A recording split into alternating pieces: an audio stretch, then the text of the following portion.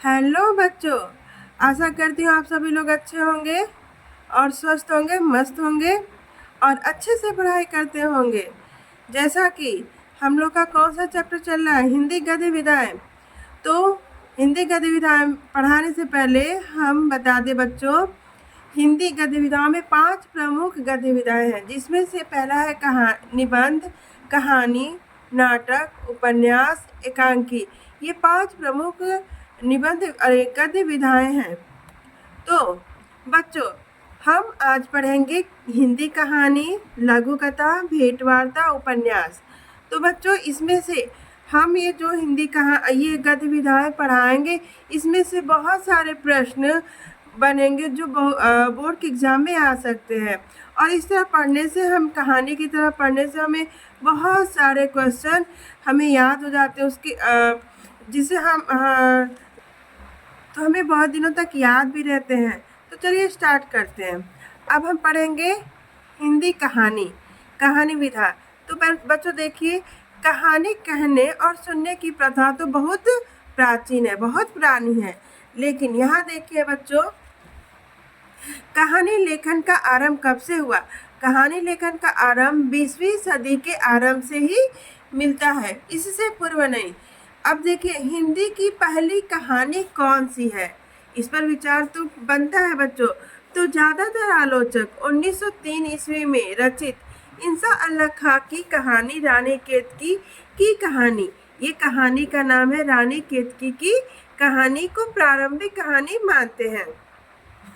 और इसी कहानी का दूसरा नाम है उदयभान चरित।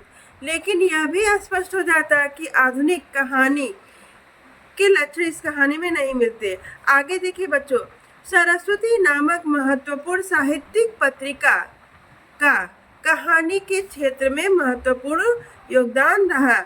मतलब कहानी गद्य विधा को आगे बढ़ाने में, विकसित करने में किस पत्रिका का योगदान रहा? तो सरस्वती पत्रिका का। और आगे देखिए, रामचंद्र शुक्ल द्वारा लिखित 11 वर्ष का समय 1903 को भी विद्वान पहली कहानी मानते हैं। आचार्य शुक्ल का मानना है कि सरस्वती पत्रिका के प्रकाशन आरंभ 1900 से ही हिंदी कहानी का लेखन शुरू हुआ। तो हिंदी कहानी का लेखन कब से शुरू हुआ? जब सरस्वती पत्रिका का प्रकाशन 1900 ईस्वी में शुरू हुआ। आगे देखिए, किशोरीलाल गोस्वामी की कहानी इंदुमती 1900 ईस्वी में सरस्वती पत्रिका में प्रकाशित हुई, जो शेक्सपियर के टेम्पेस्ट नामक नाम से आधार पर लिखी गई। मतलब ये इंदुमती की कहानी शेक्सपियर की टेम्पेस्ट नामक कहानी के आधार पर लिखी गई है। यहाँ देखिए बच्चों, आचार्य रामचंद्र शुक्ल ने इंदुमती को हिंदी की पहली कहानी माना। यदि प्रश्न आता है कि आचार्य रामचंद्र शुक्ल ने किस कहानी को हिंदी की पहली कहानी माना, तो इंदुमती को। इंदुमती किसके द्वारा लिखा गया है? किशोरीलाल गोस्वामी के द्वारा लिखा गया है। अब देखिए, 1902 ईस्वी में सरस्वती पत्रिका में ही भगवान दिन बीए की प्लेग की चुड़ैल नामक कहानी प्रकाशित हुई।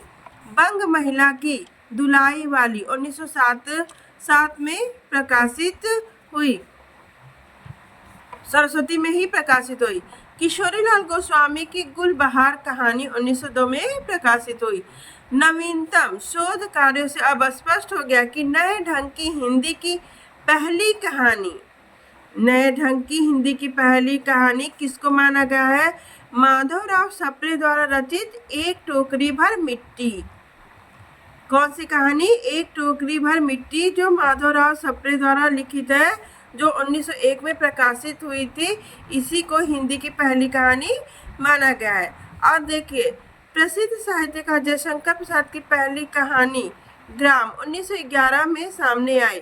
प्रसाद जी की प्रथम कहानी संग्रह छाया 1912 में प्रकाशित हुआ।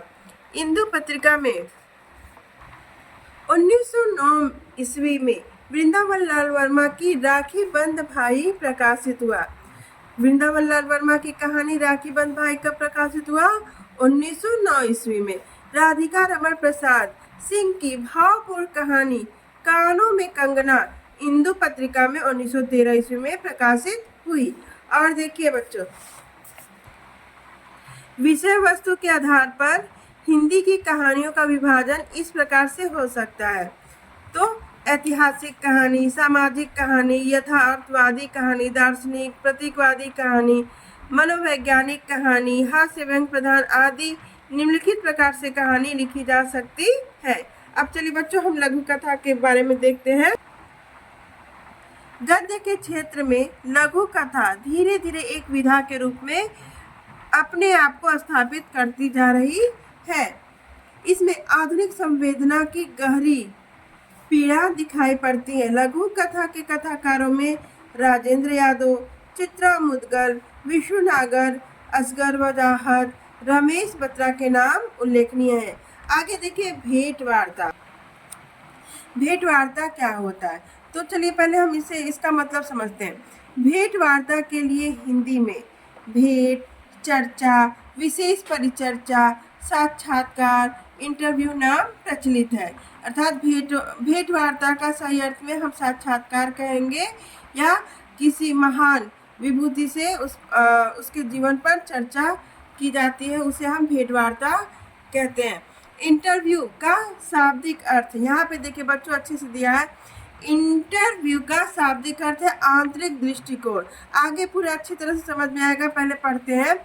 इस प्रकार भेंट वार्ता वह विधा है जिसके माध्यम से भेंटकर्ता किसी महान व्यक्ति के मन और जीवन में प्रश्नों के झरोखे से झांककर उसके आंतरिक दृष्टिकोण को पाठकों के समक्ष प्रस्तुत करता है। दृष्टिकोण, आंतरिक दृष्टिकोण मतलब उसके अंदर क्या क्या सोच है, क्या विचार है, उसको दृष्टिकोण कहते हैं। तो जो किसी लेखक से कोई भी पत्रकार मिलने जाता है, उस महान लेखक, महान विभूति से उसके जीवन के बारे में, उसके संघर्ष के बारे में अनेकों प्रश्न पूछता है और उसे हम पाठकों के सामने प्रस्तुत करता है। उसे हम क्या कहते हैं? भेंट वार्ता। और देखिए बच्चों, इस विधा की शुरुआत किस युग में हुई? इस विधा की युग छायावाद अर्थात शुक्ल युग में हुई। बनारसी दास चतुर्वेदी का रत्नाकर जी से बातचीत और प्रेमचंद जी के साथ 2 दिन, श्री राम शर्मा का कबूतर, पद्म सिंह शर्मा का मैं इनसे मिला, 2 भागों में देवेंद्र सत्यार्थी का कला के हस्ताक्षर प्रमुख भेंट वार्ता कृतियां हैं। अब हम पढ़ेंगे उपन्यास विधा। उपन्यास शब्द उप और न्यास 2 शब्दों के योग से बना है। उप का अर्थ है समीप तथा न्यास का अर्थ है ख्याति, अर्थात जिसका अर्थ है निकट रखी हुई वस्तु। तो उपन्यास का अर्थ क्या हुआ? मनुष्य के निकट रखी हुई वस्तु, अर्थात वह वस्तु या कृति जिसको पढ़कर पाठक को ऐसा लगे कि यह उसी की जीवन की कथा है, उसी की भाषा में कही गई है। यहाँ पे देखिए, प्रसिद्ध उपन्यासकार प्रेमचंद के अनुसार ये पूछा भी जा सकता है। तो उपन्यास के बारे में प्रसिद्ध उपन्यासकार प्रेमचंद जी ने क्या लिखा है? मैं उपन्यास को मानव जीवन का चित्र मात्र समझता हूँ। मानव चरित्र पर प्रकाश डालना, उसके रहस्यों को खोलना ही मनुष्य का मूल तत्व है। आगे देखिए, आचार्य रामचंद्र शुक्ल के अनुसार लाला श्रीनिवास द्वारा रचित परीक्षा गुरु हिंदी का प्रथम मौलिक उपन्यास माना जाता है। यहाँ देखिए, एक प्रश्न तो बना ना कि परीक्षा गुरु किसका उपन्यास है? तो लाला श्रीनिवास दास जी का द्वारा है। और किसने परीक्षा गुरु को प्रथम उपन्यास माना? तो आचार्य रामचंद्र शुक्ल ने माना। तो यही फायदा होता है निबंधात्मक रूप से पढ़ने का। इस युग के उपन्यास में गंभीरता का प्रायः अभाव है।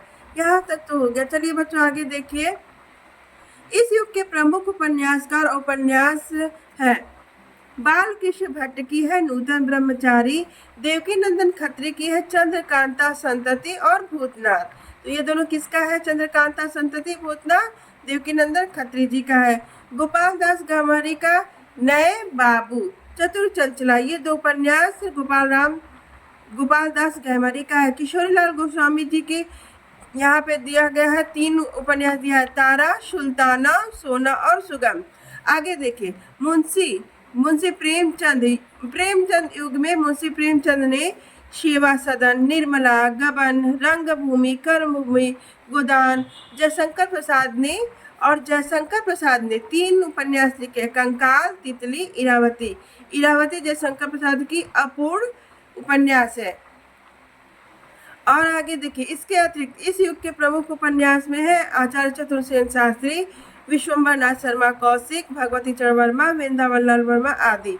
और देखिए, यहाँ पे देखिए, प्रेमचंदोत्तर युग के प्रमुख उपन्यासकार एवं उनके उपन्यास इस प्रकार हैं। जैसे देखिए, जैनेन्द्र का उपन्यास है, 3 उपन्यास यहाँ दिया गया है और वो तीनों प्रसिद्ध हैं। जैनेन्द्र के 3 उपन्यास कौन है? परख, सुनीता, त्यागपत्र। ऐसे ही इलाचंद्र जोशी जी की उपन्यास है जहाज का पंछी, गृहपत्र। अज्ञे जी की उपन्यास है शेखर एक जीवनी, नदी के द्वीप। ये 2 उपन्यास है। वृंदावन लाल वर्मा जी का है गढ़कुडार, विराट की पद्मिनी। पंडित विश्वम्भर नाथ शर्मा कौशिक जी की रचना उपन्यास है नौ भिखारिणी। भगवती चरण वर्मा का उपन्यास है चित्रलेखा। चतुर्सेन शास्त्री का है हृदय की परख।